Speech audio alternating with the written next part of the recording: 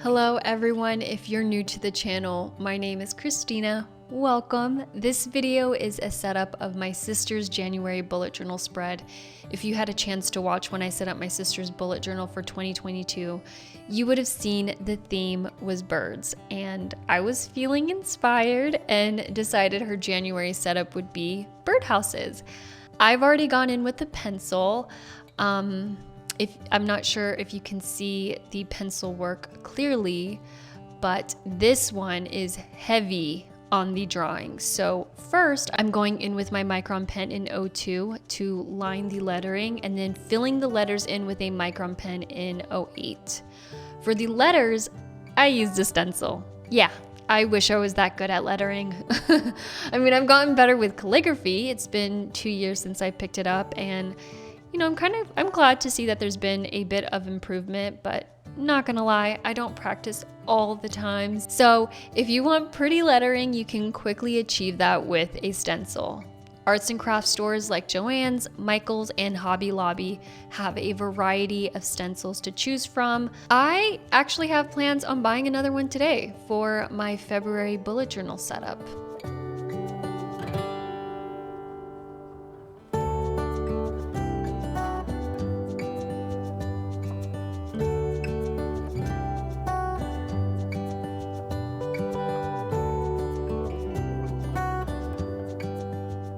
The cover page is where the birdhouse is. I'm drawing that with my Micron pen, specifically thickness 02.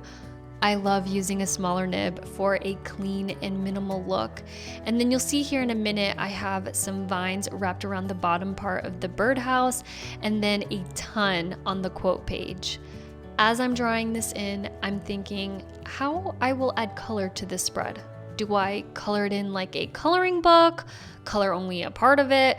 What colors should I use? I always find this part quite tricky because, you know, once you make up your mind and start coloring it in, what if you don't like it? You know, it doesn't look exactly how you envisioned. There's no going back at that point, which is why I'm leaning towards a minimal look where I'm using 2 to 3 colors and the color will just work as an accent. Like, I'm not going to color the entire leaf. It might just be like line work. But if I'm not feeling that, then I could easily fill in the entire leaf.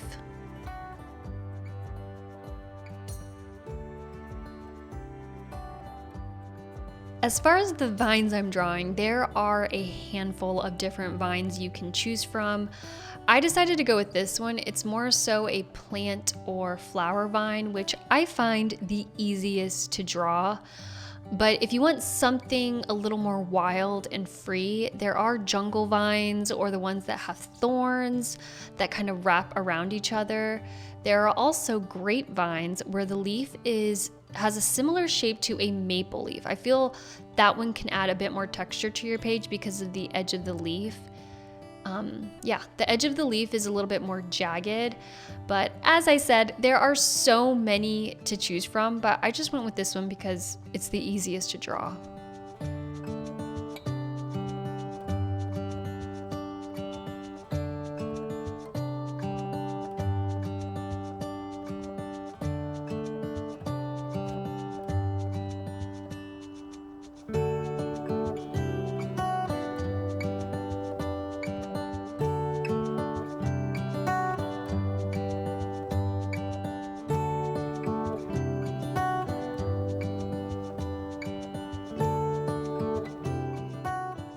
The quote for this month is, "What if I fall?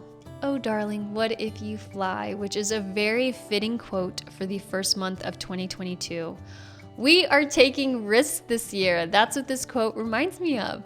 So many of you have left a comment on my video saying you have started a YouTube channel, and I think that's amazing.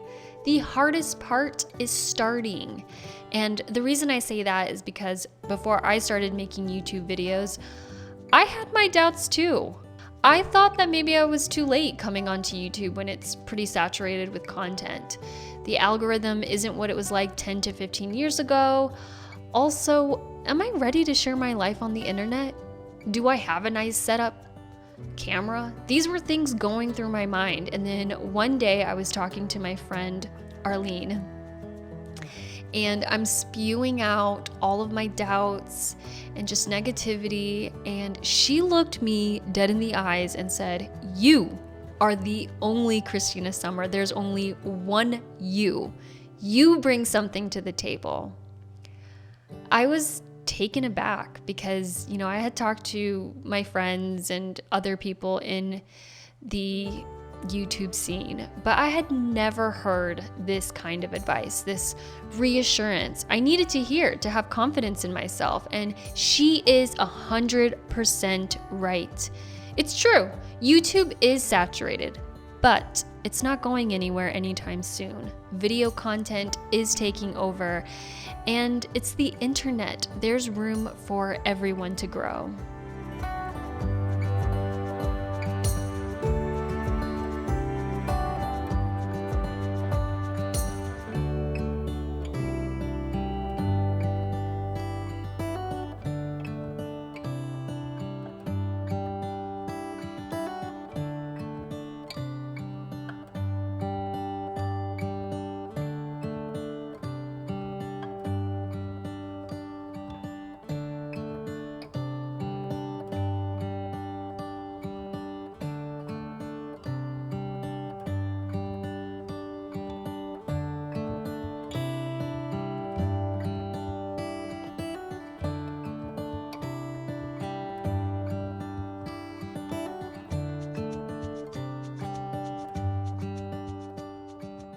Now I'm setting up the monthly overview. I'm first drawing out the vines before the calendar because I want them to lay over it to create some depth.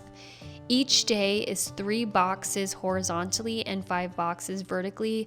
There are 6 weeks for this monthly overview, which is quite a bit, but that is because the first day of January begins on a Saturday and the last day of the month falls on a Monday. So there are a lot of empty boxes in the first and last rows. So I feel like I got to play around with depth by having the vine at the bottom lay right smack dab in the middle of the last and second to last week.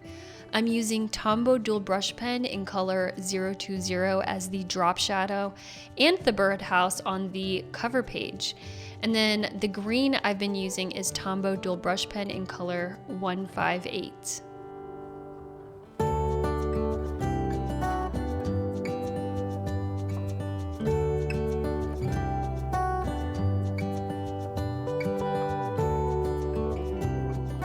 On the right side of the page, I have a section for important dates and events. My sister doesn't track habits as I do, but I included 3 anyway.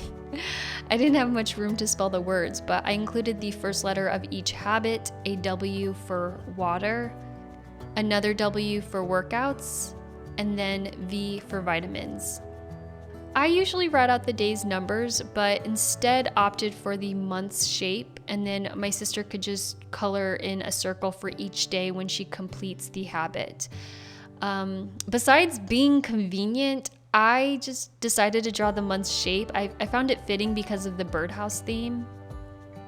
And actually, on that note, you could easily make these monthly trackers in the shape of a birdhouse. I don't know why I didn't think of that when I was drawing that out. Which could be an excellent way to include the birdhouse theme in your habit tracker.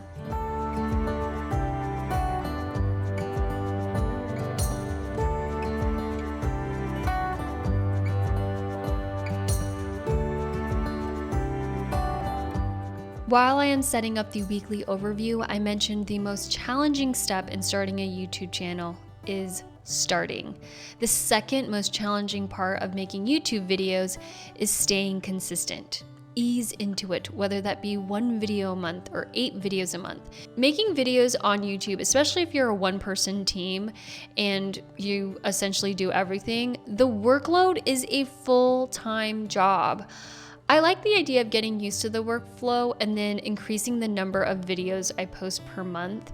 It's easy to see how often someone else is posting and then try to replicate that, but if you're not creating a smooth workflow and healthy workload, then that's where people find themselves not posting consistently or burning out.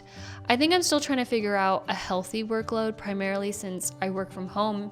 It's easy to work from the moment you wake up until it's time to go to bed. So I try to establish a nighttime routine where I stop working at a reasonable hour and then have some me time, some self-care, run a bath, open a book. Yeah, I could go on and on about making videos on YouTube, but rest assured, getting started is the hardest step. Putting yourself out there for the world to see and judge is frightening. So congrats to everyone starting a YouTube channel or taking risk in their careers in 2022. And even if you're not feeling inspired or motivated this month, take some time to rest and relax and kind of just start when you're ready to do things. Not going to lie, when I finished up my sister's January plan with me, I was a little jealous. It turned out so much cuter than I thought it would. It's very lively, but also minimal with very few colors. I hope you all enjoyed watching this one. I think my sister and I love how we've started our bullet journals for 2022. Just feeling so inspired. So please consider subscribing to the channel and clicking that notification bell. I'll see you all in the next one. Bye!